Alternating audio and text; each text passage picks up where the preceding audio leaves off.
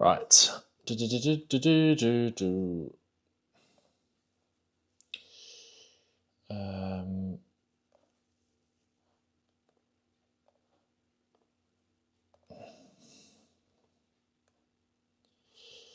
Oh dear, boys. Deary me. Never a dull day with Tottenham, is it? We can't have nice things, can we? We just cannot have nice things at Tottenham Hotspur. We just can't. Dominic Solanke misses this weekend's fixture after picking up an ankle injury against Leicester on Monday. Welcome to the stream. I'm in a different setup again today, so please bear with me. Hopefully you can hear me okay. I haven't got my normal mic. I've got this one here, so hopefully it's not too loud for you for anything like that. Let me know if that's all okay. I tested it earlier. It seemed to work pretty good and fine. Apologies if I'm looking down as well. I'm just looking down at my laptop. Hope you guys are all good. Yeah, not ideal, this, is it? Not ideal. Apologies again if I'm looking down, because I've got the chat actually down here on my phone as well, because again, I haven't got my normal setup and normal screen. We're back to how we were a few weeks ago. We've come full circle on this channel, because when I was doing the live streams about Solanke's potential move to Spurs that week, when it all kicked off, I was in this house. I'm dog sitting again, just as I was when Dominic Solanke looked like he was going to sign for Spurs. And now we've come full circle, because I'm back in this house, and this house is now cursed, because Solanke is now out injured. He's missing the first game of the season for Tottenham. We're going to do a stream later on to kind of preview the game a bit more from a tactical perspective and sort of go through how I think we should set up. Obviously, let me know you guys your thoughts in the chat, in the comments about that, and we can talk through it on here as well. But I want to kind of get the tactics board up, how we kind of usually do it for those streams as well. So that'll be around 7 o'clock maybe tonight, ahead of the game tomorrow. But this is obviously not the best news in the world. We'll chat through exactly what's happened to Solanke, how long he's going to be out for, everything very shortly. Make sure to like the stream, make sure to subscribe to the channel. We're on the road to 5,000 subscribers, which is absolutely quality. Like I said, we've kind of grown 1,000 subs each week for like the last 3 or 4 weeks now, which has been absolutely incredible. So thank you guys for all the support. I can see Archie in the chat, I see Ruben in the chat, Terry Wright in the chat, Billy Price, Ben, Elmer Reacts, Liston. Thank you all very much for coming in and joining on this Friday. Conleth as well. We're obviously going to talk about Pedro Porro, Rodrigo Bentancur. There's a lot more in terms of injury updates than just Dominic Solanke. So we'll talk through that. What else are we going to talk about? We're going to talk through Will Lancashire. We've got an update on his injury as well. We're going to talk through some quotes on Wilson Odobert. Angie's still doing the press conference right now, so there's some stuff that's still kind of rolling in. What else are we going to talk about? We're going to talk about the overlap. We can react to my appearance on the overlap if you guys want as well. There was plenty of chat about Dominic Solanke on there. Obviously, me talking to Jamie Carragher and Paul Scholes and David Ornstein about that. We can chat through that. Again, thank you guys so much kind of for the support on that. The comments that I've got off the back of it on the video. I've had a lot of messages and stuff off the back of that. So, yeah, so massively grateful for you guys' support on that. And yeah, let's get cracking. So Dominic Solanke out injured for the game on Saturday. This is the full piece on the team news. Let me just zoom out a little bit. Sorry, this might be a little bit. I said this before when I was doing the streams from here before, just because I haven't got my two screens. The setup is obviously a little bit hard to figure out, but we'll get there. So what have Spurs said? So Ange Postecoglou has confirmed that Dominic Solanke and Rodrigo Bentancur have both been ruled out of this Saturday's Premier League clash with Everton, our first home game of the season. Dominic will miss the fixture after he picked up an ankle injury in the season opener against Leicester, while Rodrigo will also be unavailable as he follows concussion protocol after he was stretched off in Monday's game following a collision. Pedro Porro, however, we saw Porro in training in the training clips yesterday, I believe. Pedro Porro will be fit for the game against Everton, which is really good. Yves Bissouma will also return to the squad. We'll talk about that. There were some quotes on that from Ange in the press conference too about his kind of future at Tottenham. Wilson Odobert also available for selection. His work permit has come through now. Obviously, he's been training with the club over the last few days, which is really positive. So in the presser, Ange said Dominic picked up a knock in the last game. He got through the game, but he flared up the day after and he'll miss tomorrow. So it's just an impact injury. I made a TikTok when the news kind of first started to break. When the news started to break about Dominic Solanke being injured, saying that our medical team is cursed because Dominic Solanke didn't miss a single game for Bournemouth last year, and now he's out injured for Spurs' first home game of the season. But it's just an impact thing. It's got nothing really to do with the medical team or anything like that. It's just a bit of a joke, and I think anyone that's actually genuinely blaming on them needs to grow up a little bit, to be honest. It's frustrating, it really is, but again, hopefully he can come back for the Newcastle game because that's the one I worry about. Tomorrow, I think we'll probably be okay without Solanke. Obviously, got Richarlison, got Kulusevski, got options up there. So let me know, you guys in the chat. Around 160 people of you in here watching this right now. Let me know what you guys think in the comments in terms of who should start. Again, like I said, I'm going to break that down from more of a tactical perspective in a stream later on today. So make sure you stick around and subscribe for that one. And obviously, who else is going to start in other areas of the pitch as well? Obviously, Basuma returns. Will Archie Gray play there? Obviously, Bentancur can't play. That midfield is going to look a little bit different to how it did on Monday night as well. So we shall see. Obviously, Richarlison, not exactly that sharp. Didn't have a pre-season at all. Came on for 10 minutes, 10, 15 minutes maybe at the end of the Leicester game. Maybe even less than that, probably around 10 minutes. So not ideal, but Dane Kulusevski obviously started through the middle through pre-season there, so I wonder whether Kulusevski will get that opportunity. So we shall see. But yeah, you guys let me know in the chat. Obviously, Will Lancashire, some people in the chat I can see there saying Will was brilliant for the under-21s. Start Will Lancashire. Will Lancashire is injured. He will miss the game. I've got a quick update on Lancashire as well. But we'll go through the rest of the quotes here. On Bentancur, Ange said, irrespective of concussion protocols, any head injury, we've always got to be more conservative from my perspective. Obviously, we saw that the first game of last season, I think, with Christian Romero when he scored that goal against Brentford. And Ange subbed him off pretty much straight away, even though he seemed as if he was fine to play on. So again, Ange is a manager that will take those things very, very seriously. He said he's bounced back very well. He's done all the tests and feels good, but we'll take our time with Rodrigo to make sure he's absolutely 100% before we put him out there again. So hopefully back for the Newcastle game. He said he's unfortunate for Rodrigo. He's had a good game on Monday night. Biss is available, but we've got other options. Pedro is fine. He trained this week and we have no other concerns. So that last line where he said we've got other options, do you read too much into that? Obviously, he said Biss is available. This is what he said about Basuma. He said, Yves Basuma is now available for selection, yes, but the bridge building continues. So again, it feels as if maybe that trust isn't fully there yet with Basuma, maybe. So we'll see what happens there in terms of kind of building that bridge of trust back with Basuma. I wonder whether he will maybe go with Archie Gray. Obviously, he's alluding to those options that we do have. He'll obviously sees Gray as one of those. So it's going to be very interesting to see who he goes with. You guys let me know in the chat what you think. Alex says 1 game and 3 injuries. I get it. I mean, but Bentancur is incredibly unfortunate. Solanke's was just an impact injury. It happens. It's his ankle. It's swole up. Obviously, for anyone that plays FPL, getting out your team, I need to do that as well. Yeah, it's frustrating. Rec Ross there says Odobert left wing, Son striker, Kulu right wing. I think that is something that we could maybe see. Although, I mean, I've got some quotes on Odobert from Ange from the press conference as well, which might allude to the fact that he could potentially be given an opportunity. I think we'll see him at some point tomorrow. I do think that.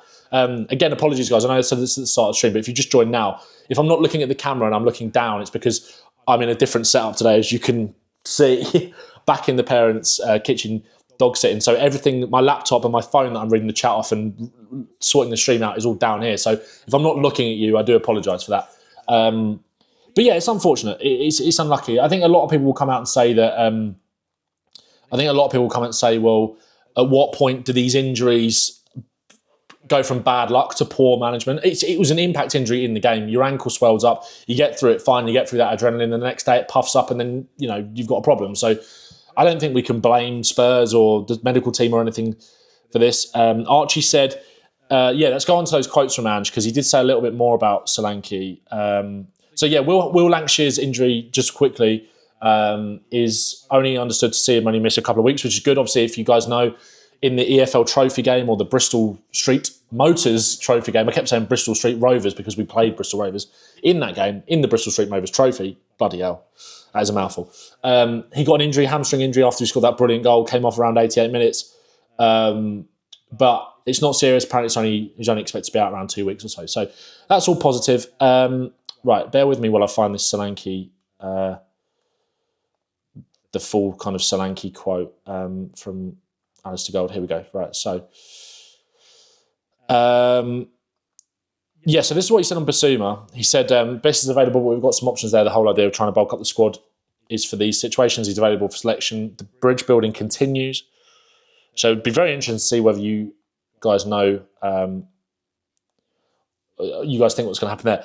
So he said, on Solanke, he said, Don picked up a knock. We read that bit in the statement. He said it's an ankle injury. He copped it really early on in the game.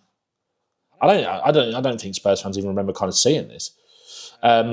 Someone went across his ankle. He then said it just depends on his recovery when he returns. Obviously, we've got the international break, but it's not serious. So that, to me, I mean, the first game after the international break is the Arsenal game, which he's going to be absolutely key for. I really worry about next week at Newcastle without Solanke, if Solanke's not fit, because the big problem we found at Newcastle last year was they let us have a lot of possession. I think we were playing Sonny through the middle against two physical centre-backs that, you know, are going to want to get tight to him and make it difficult. Sonny is not a natural number 9 when it comes to holding up the ball and bringing other players into play. And I think it's kind of that thing that we've spoken about with Spurs' defence for so long, where individually our defence is very, very good. As a unit, it's pretty good as well. But we are often left vulnerable because we don't have that focal point in the team. And this is something I was saying on the overlap. That's why we get caught in transition. And Newcastle are one of the best transition teams in the Premier League. And if you've got Richarlison, who is better than Sonny in that aspect, still not as good as Solanke, I do worry about that game. I really do worry about it. Obviously, I kind of got PTSD from those last two games anyway at Newcastle, the 6-1 and then the 4-0. But you guys know what I mean, right? It's gonna be a tough task going up to St James's Park without Solanke. Hopefully he's back to that game next week. Very frustrating. Very, very frustrating. Solanke out. The team news confirmed that we know. Solanke out, Bentancur out, Porro is fine, and Basuma is back in contention. Yogi Bear there says, give the Pigeon a chance. Yeah, you guys let me know in the chat who you think will start tomorrow. Again, like I said, we're going to do this. We're going to break it down more tactically on stream later. Kind of go through maybe what my thoughts on it. So I'm going to wait and kind of give my thoughts on it then. So make sure you stick around for that. Ruben Rodriguez says Richie's better at hold-up play than Son at least. Yeah, no, you're right. He is, mate. Rec Ross says, I hope we see Odobert. He looks explosive. On the stream yesterday, I talked about Odobert and some of those training clips that we saw about him playing predominantly on the right-hand side. So I do wonder. There was also a clip of a training drill. Let's see if we can find it. That Spurs put out. This is one thing we've got to talk about as well. Ashley Phillips has gone on loan to Stoke for the remainder of the campaign. Good move for him. Just go and play football for a year, get in the Championship. A little bit of a step up from Plymouth. Potentially as well.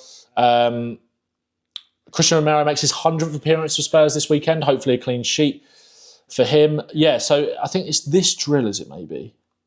This one here, you can see, I think it might be this one. You can see Richarlison playing as the... Yeah, there he is there. It's Richarlison kind of playing as that... Oh, let me just scroll down, sorry. Richarlison playing as the focal point in that. So maybe that kind of gives us a clue that Richarlison is going to be the one that starts through the middle tomorrow for Spurs. Rather than Kulusevski. But again, I'll give my thoughts on that a little bit later on. Also, you can see Porro in training here. You can see him coming up. There's the last one in the queue. And gives Reguilon quite a big hug in this, doesn't he? Which makes me think, but I think there's Porro behind him. So some positive news, but also some very unfortunate news. Wilson Odobert is a very interesting one in terms of what we might see in terms of him tomorrow. So he was asked about Wilson Odobert in the press conference earlier on today. He said, I think all the players that we've signed, you've already seen, irrespective of their age, we sign them because we think they can make an impact. And we see that with Wilson. He's a year older than Archie and Lucas, and they've already made an impact. Obviously, yesterday we kind of got the news that Spurs maybe have kind of called on their search for another midfielder, that kind of all-action midfielder, or maybe a deep line midfielder like a number 6, because of how well Lucas Bergvall and Archie Gray have kind of impressed in pre-season, and obviously both in the game on Monday night as well. Bergvall especially, I thought. So hopefully it's the same with Wilson Odobert, and I think this means that we will see him get minutes tomorrow. He just looks sharp in training. Obviously, you can only kind of take so much from that. But he's a player I'm very excited about. Again, guys, make sure you go and watch the video on my YouTube channel on Wilson Odobert. Like I said, guys, we're getting close to 4.5K now. Trying to get to 5K in the next few days or so, which we'd massively appreciate it if you could subscribe and smash the like button as well on that. So he said. He also said, we're still in that stage of building a team. I do not want to bring players here I do not think can meaningfully contribute to what we're trying to do in the short term. Again, that kind of bodes well for players like Min Hyuk Yang, who are going to join the club in January as well. I think there'll be opportunities for him there, which is really good. Gino says Kulu has to start somewhere tomorrow. I agree with you. Yeah, I do agree with you, if I'm being honest, mate. I said that about Monday. I thought he was really unlucky to miss out on Monday. I think most Spurs fans, regardless of whether you think Kulu is maybe the perfect fit for that right wing role in this team. Again, a lot of people think he's a bit one-dimensional and kind of lacks that pace. And I understand that. I just think he brings so much to this team, and I think he has to play somewhere tomorrow. And I thought that on Monday, and I thought it was very unfortunate to miss out. But again, you saw the impact that he did make when he came on. Jack Lane says, typical that Solanke is always available for Bournemouth, joined Spurs and is injured straight away. Mate, I know. Andrew says, Ben, loving your work from Australia, fella. Absolutely staple for my regular Spurs content updates now. You're nailing it. Great, man. Thank you, Andrew. I massively appreciate that, bro. Thank you very much. And again, all your support kind of on the channel and on the TikTok page and everything over the last, and Daring and Doing as well, of course, the podcast with Will, has, you know, kind of been a bit overwhelming and very, very kind of humbling and massively appreciated from my perspective. And yeah, we'll talk about the overlap in a little bit. But again, your support that's kind of enabled me to have that kind of platform is just nuts. So thank you very much. Travis says, how you doing, mate? And can I have Ginev's number by any chance? Ginev wasn't actually there. He wasn't actually there, but maybe I can give you Kara's. Archie says Kulu will be fine against Newcastle. That's a very good point. I think when you look ahead to the Newcastle game, I think Kulusevski playing through the middle makes more sense in that one, maybe. And again, like when you look at tomorrow, it's gutting about Solanke, because I thought his performance was really encouraging on Monday, and I think with the injuries that Everton have got to their backline tomorrow, regardless of who was playing for Everton, let's be honest, even if their best backline was available, you'd expect Solanke would have a good impact on the game. But it felt like in front of his home fans for the first time. Spurs fans need that little bit of a lift. Obviously, you know, Monday wasn't the end of the world for Spurs, although, you know, some people have kind of taken it very negatively and kind of used it to sort of maybe push their own certain agendas and push their own envelope. I get that 100%. I understand why people are concerned going into the season. I get it 100%. Everyone's kind of entitled to their opinion. But at the same time, I thought we saw a lot of encouraging signs, and Solanke was one of those. But I think Solanke being in the team and maybe getting his first goal at home would have kind of given us that lift that we all needed and just made us go, oh, okay, like we can settle now. £65 million striker that's been brought in off the mark straight away. Well, it's not relatively straight away. Obviously, he didn't score on Monday, but I think the impact he made in the game means he's kind of up and running for sure. And he needs to get going quickly, and having that injury isn't helpful. But in terms of the game itself, I don't think it's the end of the world. And if you look at this, obviously, someone's just mentioned the chat there, Van Min. Richarlison scored 3 against Everton last season. He knows where the back of the net is. Obviously, my concern with Richie, just going into tomorrow, is more about the fact that he just hasn't had a pre-season, and he came on for 10 or so minutes on Monday, and he played on the left wing. Obviously, maybe obviously Solanke got through the 90 minutes, which kind of makes it even more frustrating that injury flared up the next day. Travis says they're frustrating too, as I think Everton's defender's skill set could have been exploited by Solanke, whereas Richie suits them well in terms of physicality, aerial ability. It's kind of their bread and butter a little bit. Obviously, not so much without Branthwaite, but largely, I think Tarkowski might actually be injured for tomorrow as well. I'll talk about it later, more in the stream, maybe later on, so stick around for that. Kind of go through Everton's team news and kind of where they're at and how we can maybe exploit their weaknesses. And again, look, we should be able to create enough chances regardless of who's in the positions to finish them off tomorrow to beat Everton. But it's just not, in terms of that lift, I think it's just what we all needed as a fan base. Some of us didn't need it. Look, I didn't need it, but it has just, you're not going to maybe have quite the same spring in your step walking down Tottenham High Road to go to the game tomorrow, knowing that your marquee signing, your £65 million striker, the player that you finally kind of maybe think that we've replaced Harry Kane with is available to play, and it's a bit of it's a kick in the balls, but hopefully he can just recover quickly and kind of get back to it. But yeah, Richarlison, 2 great goals the last time we faced Everton, and also again, if you're thinking about that kind of typical Ange goal that we kind of are used to seeing in terms of playing between the lines and those cutbacks fizzed in the box. If you think back to the home game against Everton last year, Richarlison scored that kind of goal as well. And again, in the away game, it's a cutback volley into the back of the net. Obviously scored that beautiful goal from outside the box as well. But if I think it's this picture maybe. Oh, this the one where he curled it in. I don't think there's actually a picture of the one where he volleyed. But yeah, you guys know what I mean. Like Richarlison gets himself in those positions. But I think Everton, even more so, they're not going to want to come out and play because of the injuries that they've got. They feel they're probably even more exposed if they do try and imprint themselves on the game and kind of make something of it. But yeah, Dave Hamilton says marquee signing Solanke. Oh dear. I mean, I don't know whether you're just kind of saying that in reference to him being injured or kind of having your opinion that he's not a marquee signing. But of course he is a marquee signing. Of course he is. Leave Brennan in the locker room. Yeah, would you start Brennan Johnson tomorrow? Again, look, I loathe to criticise our players too much because I don't think it's necessarily helpful. But I think what we saw from Brennan Johnson on Monday was quite concerning, because I think one of the things that was abundantly clear was kind of that lack of confidence. I think we saw that in I think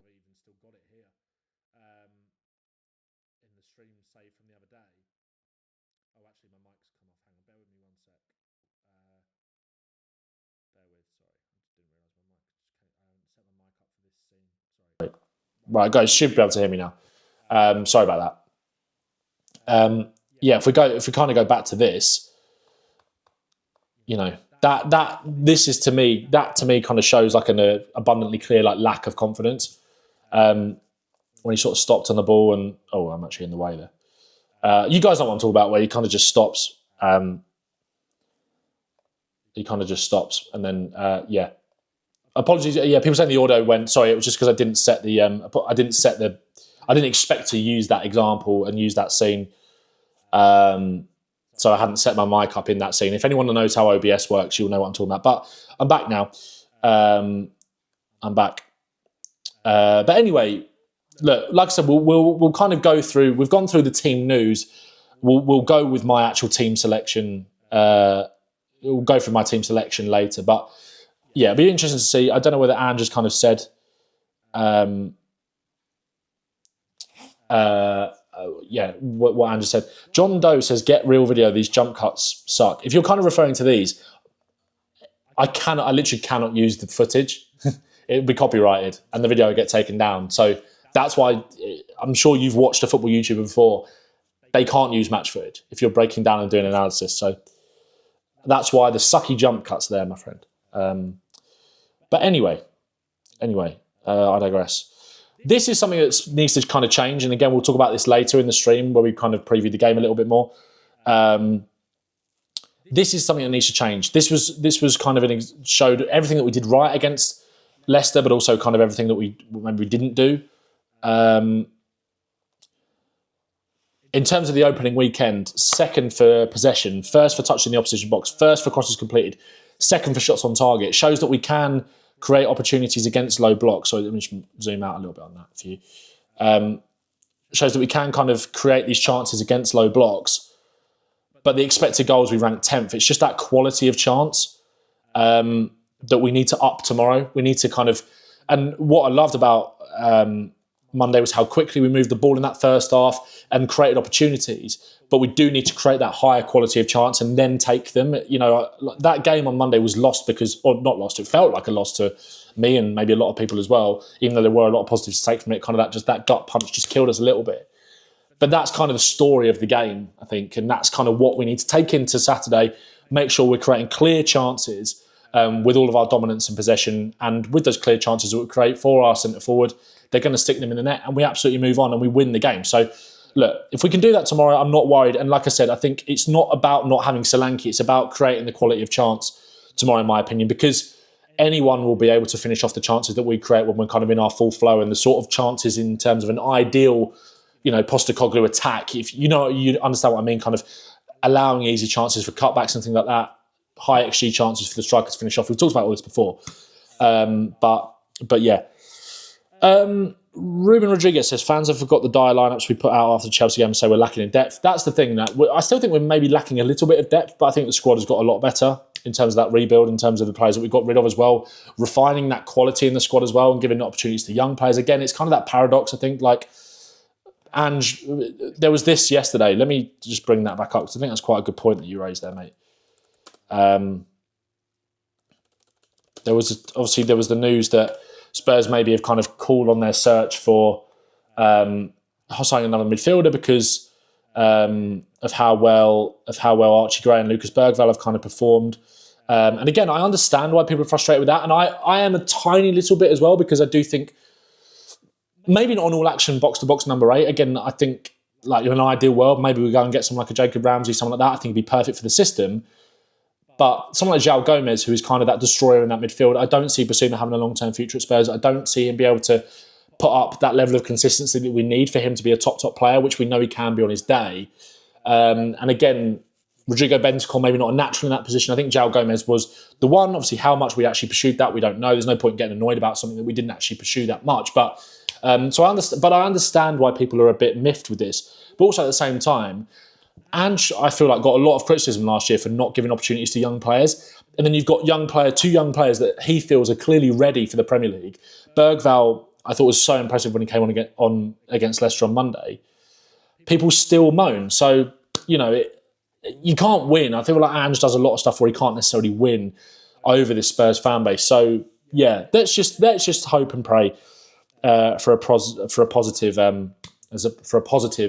performance tomorrow, and hopefully we kind of get to see these two guys in as well. Would you start Lucas Bergvall? Would you start Archie Gray? I feel like I've seen in the chat like a lot of Terry Wright there says, I hope Gray starts as well, which I agree with. Someone's mentioned a good point in there about Wilson Odobert as well, and him shooting from outside the box. I think that was something we were maybe a little bit reluctant to do on Monday, or just getting that shot off in general sometimes. And I think he's kind of got that bravery coming into the team of like, okay, I'm going to give it a go. Scored a good few goals, as I highlighted in my YouTube video last week, him kind of curling it in from the edge of the box. So again, that bravery, and look, what we lose in Solanke, I was talking earlier about having the fan base having that lift, with Solanke having that home debut. Obviously, we aren't going to get that.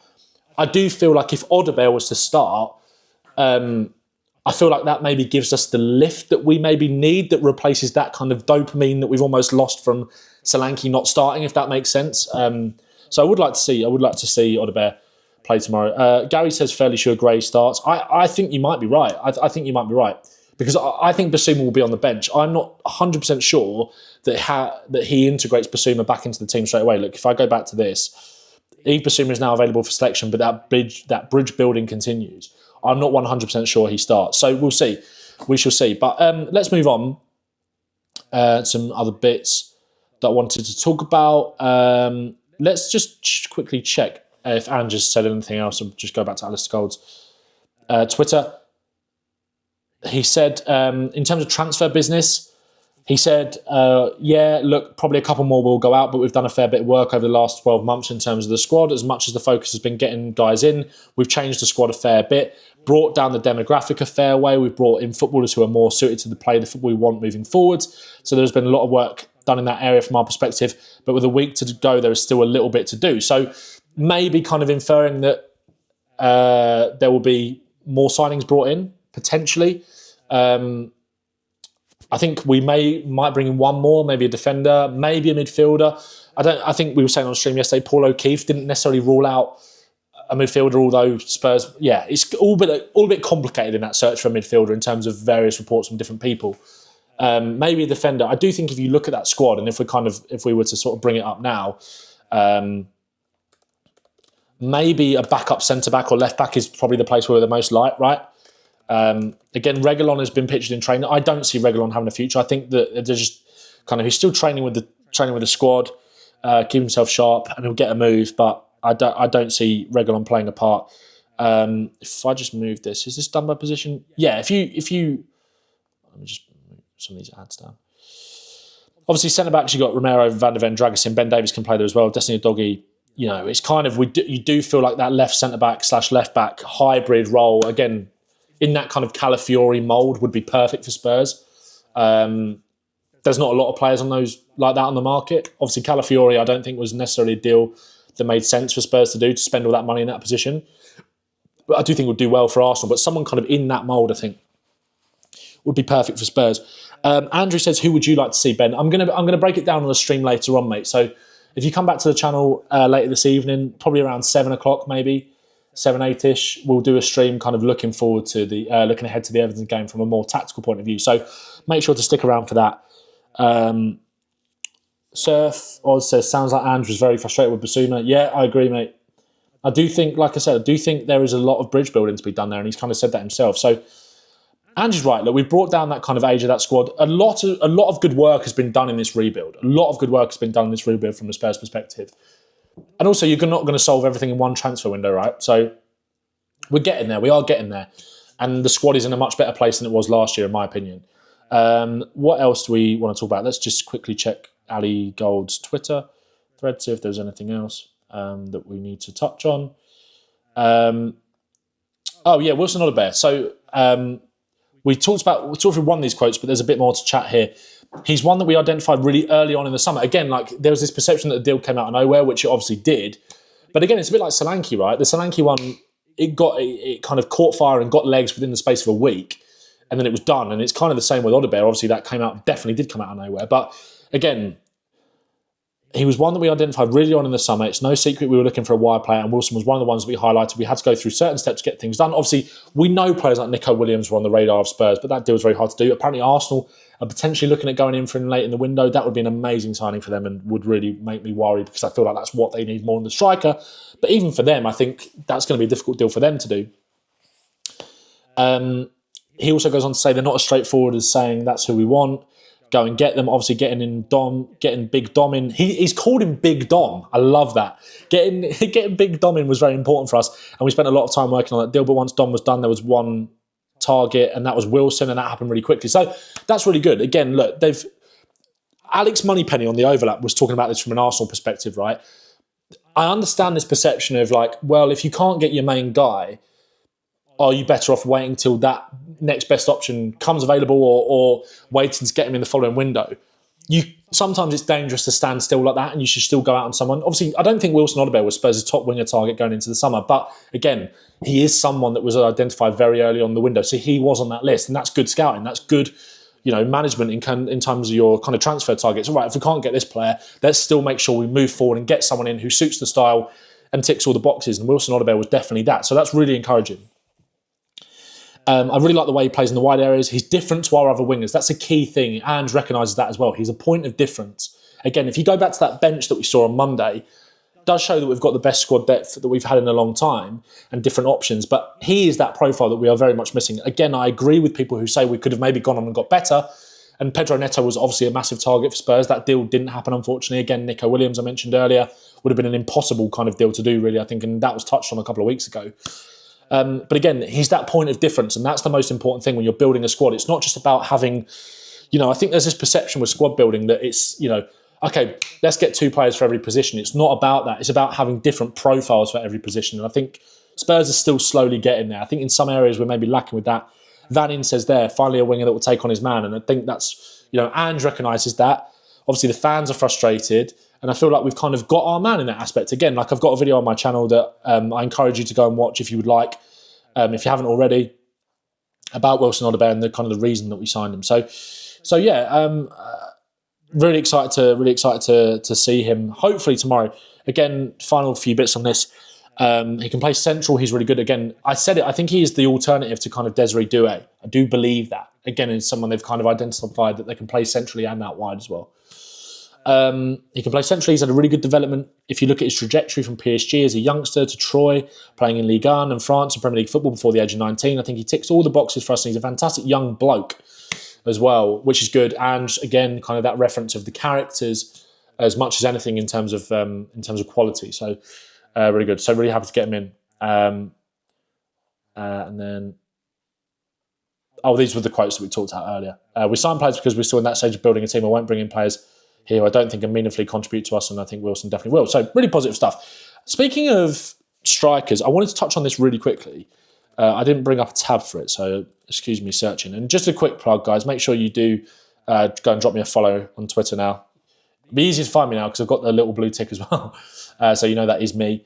So go and drop me a follow there. One thing I wanted to bring up was this. Let me just go to the chat quickly while I get this up. Vannin says, well, there's no chance we permanently sign Werner unless he finds his shooting boots. I agree with that. I think that's kind of a stopgap to allow Mikey Moore to develop for another year. Gary Hunter says, if in 6 months Odobert smashes it, nobody will mention his age, like nobody mentions a doggy's age anymore. Totally agree, mate. I do agree with you there.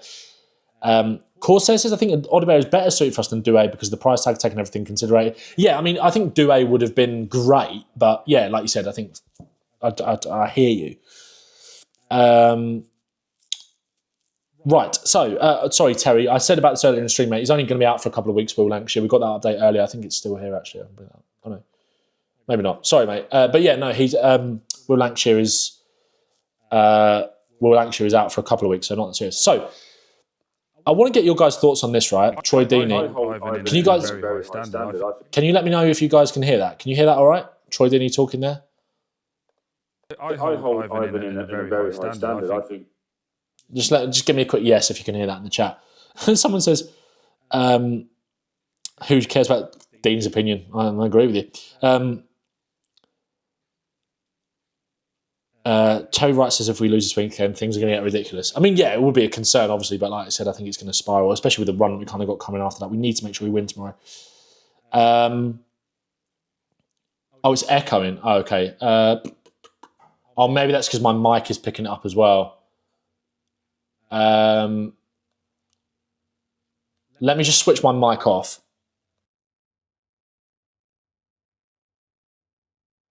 Right, you guys can hear me now.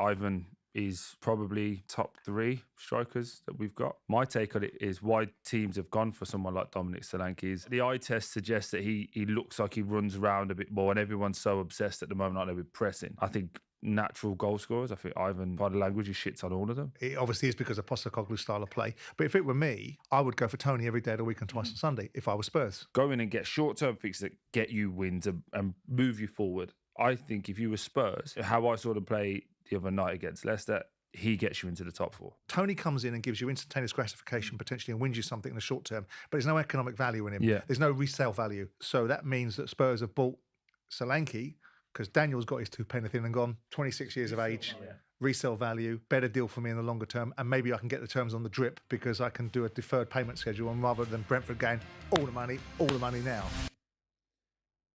Either of you guys could hear that, all right? Could you hear that? Okay, right, perfect. Yeah, what are your guys' thoughts on that? I think that's a load of drivel, I'll be honest. Look, I think Tony would have been a good fit for Spurs.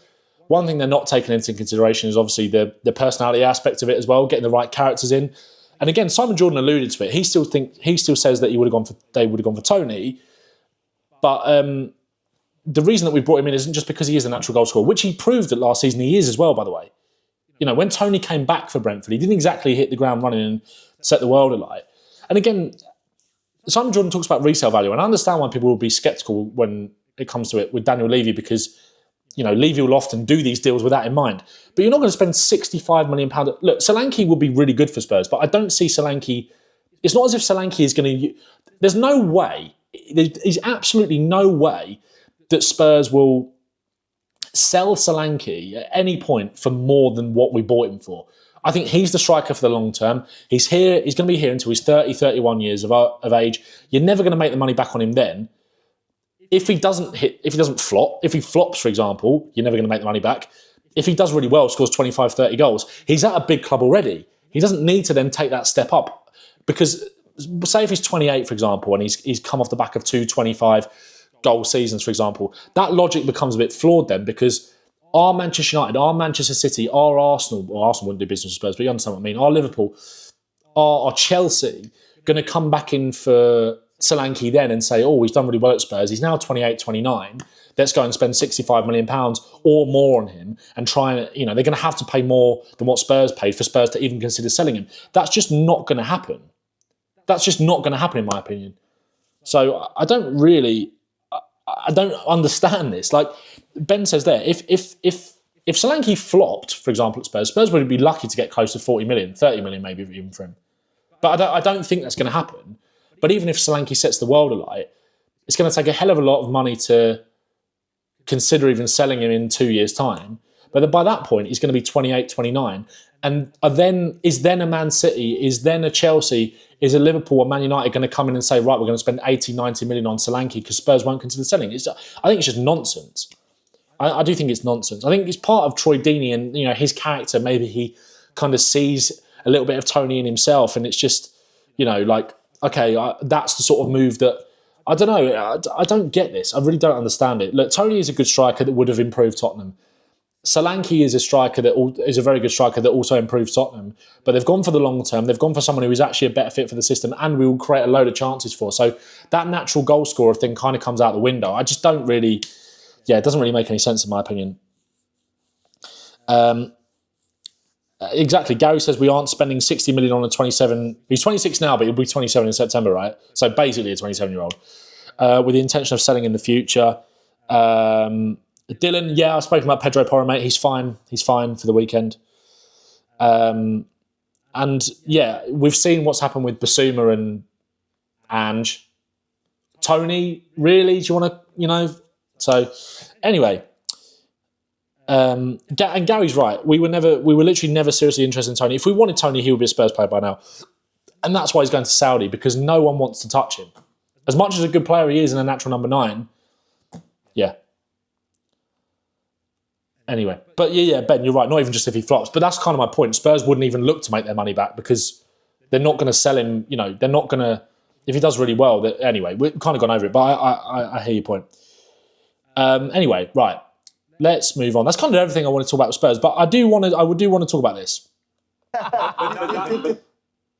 The bloody overlap, lads. If you haven't watched this already, I do just want to kind of react to it. I just want to say as well, again, massive shout out to Flav for kind of giving me the opportunity to do this. Flav usually does this, obviously, as you would have, if you've watched it before, you would have seen him on there tons of times. He's got a hell of a lot going on in terms of his other podcasts and everything else. So he couldn't do it. And he kindly asked me to step in for him. And I thoroughly enjoyed it. I really, really enjoyed it. I was a bit nervous. I said this on the stream yesterday. I was a bit nervous, but it's out now. And I think I kind of, once I'd settled in and other people were talking and you realise that it's just talking about Spurs, it could be Jamie Carragher, it could be your mate from down the pub, So, massively appreciate you guys who commented on it, showed me a bit of love. There was actually a clip that got clipped up from TikTok. Someone put my whole section out on there. And that's done 40-odd thousand, 50-odd thousand views. And a load of people have seen it and, showed me a lot of love on that. So, massively appreciated. But I just thought we could maybe watch it if you guys want. If not, feel free to jump off. Like I said, we'll be back on stream later. Anyway to kind of break through the Everton game. That's. I'm gonna mute my mic and then let you guys watch if you haven't already. Do you think the manager is involved in the process? Definitely. Yeah. There was this talk that he has a veto. There he is.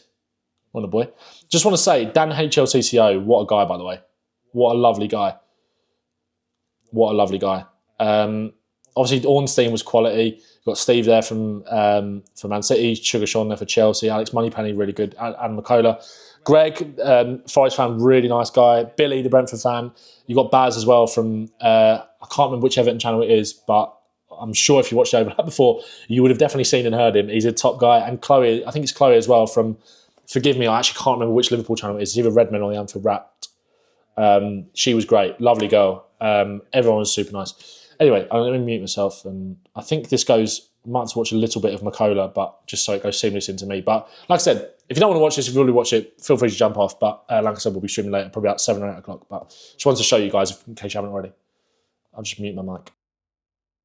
Within his contract on transfers, and we don't know of that being removed when he got the new contract over the summer. So I'm sure the sort of Do you know, that's a stupid question. That you think of the ex-Ajax players he's brought in with Mazraoui now and De Ligt. 5 he's got It's now. pretty obvious. Yeah, when you look at the recruits so far, you could say that he's having even more influence than before, or at least as much. But I just think the decision-making process is probably a little bit more collegiate than it might have been previously. Ben, speaking about Manchester United, we're talking about maybe them buying someone like Casemiro, an older player. I just thought on Monday night, disappointing results. But when you look at the players who came off the bench for Tottenham, very young players. I mean, what's the feeling with the Spurs supporters, how the transfer window's gone on the back of Monday night's result? I think the transfer window has been pretty good for Spurs. I think they've kind of found that balance with bringing in someone like Solanke, who is a proven Premier League striker now. Also adding that kind of sprinkling of youth with the likes of Archie Gray coming off the bench, Lucas Bergvall as well, who I thought was really impressive on Monday. I think he's been impressive throughout pre-season, so it's not really a surprise to us Spurs fans. I think the frustration comes from that lack of ruthlessness, one in front of goal, and two, well, by not killing off games, and then in terms of our defending as well. Postecoglou has come out and said so many times, you have to take your chances. I know it sounds obvious, it's kind of that old adage, but we could have been 3-4, 5-0 up in that first half. So I think Spurs fans are pleased with the business that we've done, but we're kind of seeing some similar mistakes and similar patterns to last year. Do you think Solanke fixes that for you? I do. Yeah, I think he's the perfect fit for Tottenham in terms of he's the best pressing centre forward in the Premier League. I think we'll create more than enough chances for him to get 15, 20 goals in the Premier League and in Europe as well, maybe on top of that, maybe 25, 30 in all competitions. I think he has got a lot to prove in terms of the fact that he was obviously let go at Chelsea and Liverpool at a young age, but he's developed a lot since then. And I think he's a really, really good fit. And I think it's kind of come at a perfect time in his kind of career trajectory. Right, I'm back at a big club now. I've got something to prove. But he's going to get a lot of chances. He had 3 chances on Monday that on another day he sticks in the back of the net. I just think that one thing that's disappointing for me is that Chloe spoke about it earlier with the Ipswich game. Leicester didn't make that difficult for us. Ipswich, you know, it's always going to be difficult going to a newly promoted side. I know Leicester have obviously been in the Premier League for a long time, gone back down. So it's not, you know, it's not as exciting for them maybe. And obviously there's a lot of turmoil going on at Leicester. But there was a real opportunity to go and kill that game off because I think you and Gary said at half-time it was very, very flat at Leicester, very, very flat. And again, we come out for 15, 20 minutes or 10, 15 minutes in the second half and again, created opportunities. There was the Bentancur one where I think we worked it really, really nicely, had the shot straight at the goalkeeper. That to me as a fan felt like that's enough now. That's the last one. And you could feel the game start to turn after that, which was really disappointing. Again, I think with the bright young players that we saw coming off the bench, there's a lot to be hopeful for this season. And that result on Monday hasn't changed how I feel about this season. I still think we're going to very much be in that hunt for top 4. I think the signings point towards that. I would like that little bit more experience in the team. I think we do lack a little bit of leadership. I think it's always, if we concede a goal, which we conceded a lot of goals last year, although I don't think it was necessarily all down to our defence. I think Solanke actually fixes that, having a striker that can hold the ball up. I still think we're lacking, again, everyone's kind of spoken about it, that number 6. Obviously, Basuma out of the game on Monday with his kind of stupid actions from the week before. We still haven't got that perfect fit. But it's hard to find one because they're so expensive, they're so elusive kind of in the market. And I think that's what kind of Spurs are missing, that ruthlessness in midfield, someone to break up the play. I think we've solved that with Solanke. Again, he hasn't scored a goal yet. I was annoyed about that because you guys know what I'm trying to say, but I got one comment sort of saying like, oh, they've solved their number 6 issue with Solanke. That's not what I'm saying. Like, I was just like, that didn't come out quite right. But again, when you're like in a live studio environment, like talking to ex-pundits, but again, like most people knew what I meant. Like I was saying, it's in terms of we've solved that ability to actually control the game and sort of have someone who holds the ball up to make us less vulnerable on transition. But again, nothing's going to come out perfect when you're kind of doing this. Matthew Capola says, disagree with their take on Solanke. I did as well. On Monday, I did as well. And there was a little bit of a pushback on Solanke. You'll see it in a sec. We have a little bit of a back and forth a bit on Solanke. The guy in the front looks like Ange. What, Sean? He does a bit, to be fair. It's not a bad shout. Scholes is clueless. Scholes was good, man. Scholes was good. I don't agree with that, Sammy. Scholes was good. Yeah, let's carry on. There's only a few more minutes left of this as we'll end the stream. Yeah, for us, first game of the season, I think again, if he gets rolling against Everton on Saturday, there'll be chances for him there. And I think he'll have a really good season. He's That aged well, didn't it? That aged well. got to get going soon, though, innit? I think the longer that goes, that could be a problem because we know, you said at the very start that he's a proven striker. I think he has been for one season. Yeah. I think he's got to do it again at a club that's the next level. Yeah, but I think his trajectory is only going one way. Oh, it is going up, don't get me wrong. I worry about him finishing-wise. I do a little bit. And I want him to do well. I just sometimes I look at certain players and I might be wrong, he looks shy a little bit. A little bit when he plays. I made the comparison with when you watch Tony play. You can just see him on the pitch. He's just strutting round. He's like his own in the pitch. He's got that sort I get what Carragher means, but I did disagree with that a bit in the sense that, like, when you look at, you can't tell me that on Monday Solanke wasn't visible on that pitch. You know, I thought like a lot of what we did well went through him. I thought every action was kind of really smooth, kind of battling back. I thought he was a real presence. I disagree with that, but I understand where they're coming from, especially in comparison to Tony. Again, Tony, like we talked about before, obviously is that presence. I do get it, but I do disagree. of football arrogance. I'd love to see Solanke have that in some ways, and I hope we're not sort of talking in 5 or 6 games time, and the press and the media, everyone gets to be like, oh, has he scored his goal yet? And that pressure builds on him, because I don't want to see that, because you still class him as a young player, but he's 27. I thought his all-round performance tonight was really, really good. Yeah. But you're the centre forward, so you're always going to be judged on scoring goals. I think if that momentum didn't switch in the game, there was a goal coming for him, the chances were there, and I think with the way that Spurs play, obviously, I think David mentioned earlier about Man City looking at Kyogo from Celtic. His job for Ange's team at Celtic was to stay between the width of the 6-yard box and convert very simple chances, which there will be that for Solanke this season, so we will get a lot of goals with chances put on a plate for him. You saw how well Maddison played the other night, looked back to his best. He's got a lot to prove this season, because he's got, obviously coming off the back of that Euros omission, and it was great to see him play in the way that he did, but he, alongside the team, faded in that second half, which was something that we were quite critical of as a fan base last season. And obviously he's got someone like Dane Kulusevski, who came off the bench, who has been playing centrally basically all through pre-season. And I think he made a massive impact when he came on. So there's a lot of pressure on someone like Maddison, but maybe that might be exactly what he needs to kind of get back to what we saw in the first 10 games of last year. The thing I worry about Spurs is, have you got the depth in the squad? Yeah. You think you have, or are you worried about that? Well, no, I agree. I think you've got 13 or 14 that, if they stayed fit all season, you'd be looking at top 4. Yeah. And it's the way they play as well. The way they play, it's so much energy, it takes so much out of them. And that might have had something to do with the way they finished last season. So I just think he still needs possibly 2 or 3 just to make it a 15, 16-man squad rather than a 13, 14. Yeah, and I think our best defence of Porro, Romero, Van der Ven and the Doggy only played about 17, 18 games altogether last year. Obviously, the Doggy missed from about April onwards. And the thing is, obviously, I'm a big fan of Christian Romero. I think he's a really good defender. I think he's someone that's matured over the last season or so. That mistake was quite uncharacteristic, I think, of him on Monday, leaving Vardy at the back post. But I think him, Van der Ven and Doggy have only had 45 minutes of pre-season football. And like you said, the way that we play, you need to keep those players fit, because it's very high intensity, very high energy. But that's why you've got to take chances, because then you don't put yourself in that position in the second half of games where you leave yourself that bit more open. You miss too many chances, the momentum turns. And I think what was really pleasing in that first half is that was probably the best we've controlled a game of football since those first 10 games of last season. The second half of last year was a little bit more erratic. You spoke about Man United earlier, becoming like a bit more of a basketball game at times. And I think that's what we didn't see in that first. I think we totally controlled it. Again, you have to take the kind of quality of the opposition into account. Leicester have got a lot of stuff going on at the moment. That team isn't as good as the Championship team that came up, new manager. So it wasn't a massive task for Spurs to do that, but it was really disappointing that we just didn't see it through. But you've got to, I know it's such a cliche, but if you don't take chances, you're going to leave yourself in that position.